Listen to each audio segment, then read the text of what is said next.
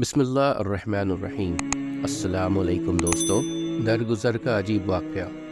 ایک دفعہ ایک نادان طبیب نے غلطی سے حضرت مولانا خلیل احمد سہار نپوری کو زہر دے دیا۔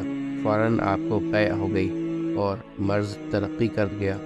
ڈاکٹری تشخیص سے پتہ چلا کہ چند منٹ قے نہ ہوتی تو جاں بری محال تھی۔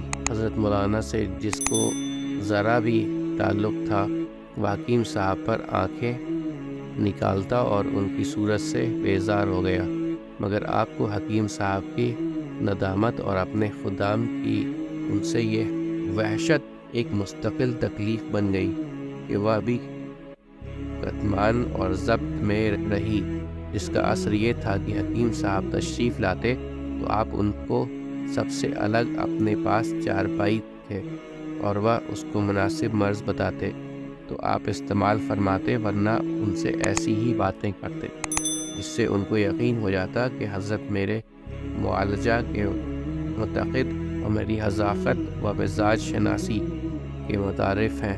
اور مخلص خدام سے ایک مرتبہ نرم لہجہ میں اس طرح فرمایا کہ حکیم صاحب تو میرے محسن ہیں، غلطی تو ہر بشر کے ساتھ لگی ہوئی ہے، مگر جو کچھ کیا وہ محبت و شفقت ہی کی نیت سے کیا۔ ان کو کوئی ترچھی نظر سے دیکھتا ہے تو میرے دل پر برچی لگتی ہے۔